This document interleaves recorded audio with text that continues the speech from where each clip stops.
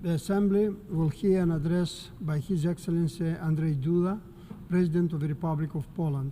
I request protocol to escort His Excellency and invite him to address the Assembly.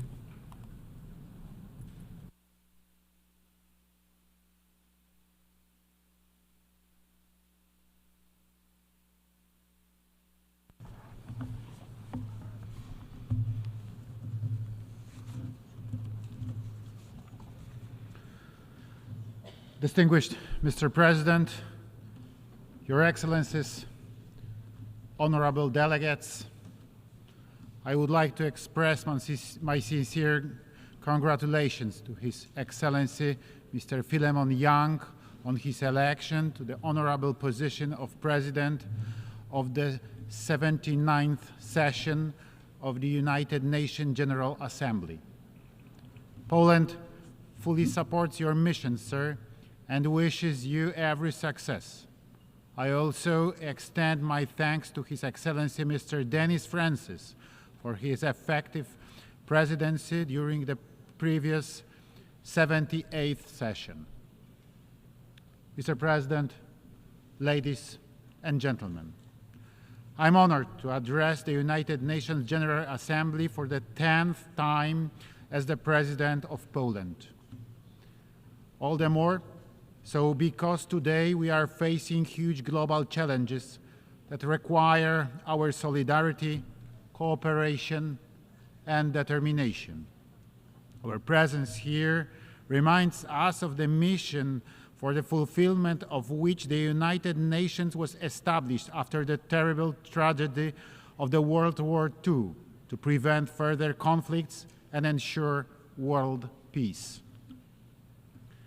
This year marks the 85th anniversary of the beginning of that massive conflict, the conflict which claimed millions of lives.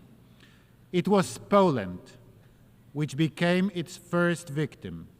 On September the 1st, 1939, Nazi Germany attacked my homeland, starting World War II. 2 weeks later, on September the 17th, the Soviet Union also invaded my country. As the ally of Nazi Germany fulfilling the agreement between Hitler and Stalin, so-called Ribbentrop-Molotov Pact, both aggressors deprived us of our independence. Poland found itself in the midst of the brutal occupation of two totalitarianisms, becoming a witness and victim of war crimes that forever left a mark on our nation's and world's history. In my country, we know very well what war is, and we know what drama and suffering it brings. That is why Poland has always been a strong advocate of measures which aim to preventing conflicts and ensuring peace in the world. Our history and experiences incline us to constantly recall the need to respect international law and protect the sovereignty of states. Ladies and gentlemen, today we are facing yet again an extremely serious threat to global security. For the past 2.5 years, we have seen Russia's brutal aggression against neighboring Ukraine. This is a flagrant violation of fundamental norms of international law, such as the prohibition of the use of force in international relations. This unprovoked aggression is destabilizing the region and posing a direct threat to the global order and security. We cannot allow this war to turn into another frozen conflict. This is the most important task for the future. That is why it's so important today to stop the Russian war in Ukraine. Not only to end the suffering of the people and punish the aggressor, but also to prevent such heinous actions from becoming a model for others to follow. Ukraine's territorial integrity must be restored within its internationally recognized borders. The logic of conquest and disregard for international law must be stopped unless we agree to live in a world where any country can become a victim of aggression regardless of its size and geographic location. Poland is following with equal concern the situation in the Middle East, where due to the brutal Hamas attacks of October the 7th, 2023, the conflict has escalated. Israel, like any other state, has the right to self-defense. However, these actions must follow international humanitarian law. Poland has consistently supported a two-state solution to the Middle East conflict that will guarantee both Palestinians and Israelis the right to live in peace and security in correct relations with all the neighbors. As proponents of the principles of equality and the right of nations to self-determination, we believe that the emergence of an independent Palestine will not contradict Israel's interests, whereas the right of Israel to exist cannot be questioned. The two nations are united by space and time, which will remain their common destiny. The current situation in Yemen is also of deep concern to us. The ongoing humanitarian crisis affects millions of people, and the struggle for control in a country poses a threat to regional security and freedom of navigation in the Red Sea.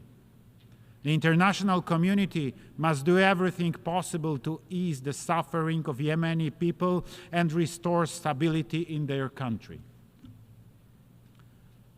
And we all see how the ongoing wars, conflicts, and terrorist actions in Africa undermine people's efforts to live and develop in safe and fair conditions.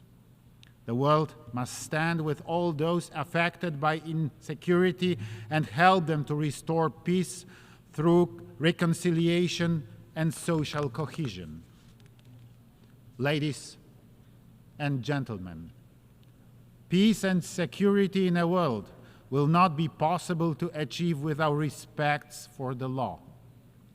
As President of Poland, I consistently repeat the phrase peace through law, always emphasizing the fundamental role of international law in maintaining global order.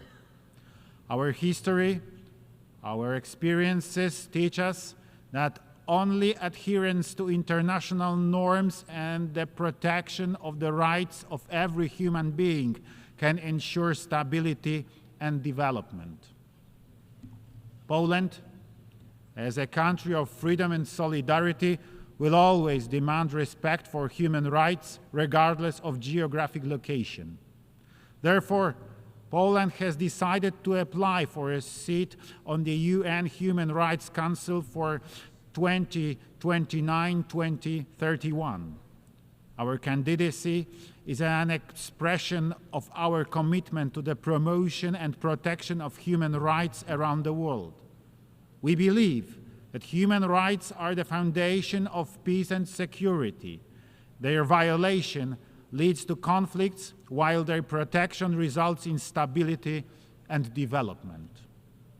Ladies and gentlemen, Poles perfectly understand the perspective of countries that experienced colonialism. Our history, from losing our statehood in the 18th century to World War II, to the fall of communism, has taught us how precious freedom, sovereignty, and human dignity are. It is a part of our DNA, and therefore we stand together with the developing countries in their quest for prosperity, equal treatment, and self-reliance. That is why Poland will not stop supporting African societies, as I had the opportunity to personally assure my friends during this year's visit to Rwanda, Kenya and Tanzania, as well as in recent years during my earlier visits to the continent, which is so important for Poland, Europe, and the whole world in building a common, safer, and more prosperous future. We believe that Africa has the potential to develop its own solution to its challenges. However, we recognize that global development in many parts of the world currently is facing serious obstacles. We note with concern that halfway through the deadline set by Agenda 2030 for achieving the Sustainable Development Goals, progress made in realization of its ambitions is still insufficient. During this session, Poland will serve as Vice President of the UN Economic and Social Council. The motto of our mandate in the ECOSOC is developing in solidarity, which summarizes well our vision of progress we need. With its presidency of the Council of the European Union starting on January the 1st, 2025, Poland will seek to give new impetus to relations with developing partners. There is a need for better cooperation, real partnership, more solidarity. Ladies and gentlemen, next year we will celebrate the 80th anniversary of the United Nations. Despite its imperfections, the UN remains the foundation of the world order, allowing us to work together for peace, development, and human dignity. We believe that the Summit for the Future has given us an opportunity to reflect on the effectiveness of our work and the possibility of improving the UN structures to make them more responsive to contemporary challenges. Poland is ready to discuss reforms to the Security Council, other key UN bodies, as well as international financial institutions. The world is changing, and our system must change as well in order to better serve the global community. Ladies and gentlemen, distinguished delegates, our common commitment enshrined in the UN Charter sounds to save succeeding generations from the scourge of war. Poland will remain faithful to this mission and will support efforts for peace, human rights, and sustainable development. Thank you for your attention, and I wish us all fruitful deliberations. Thank you.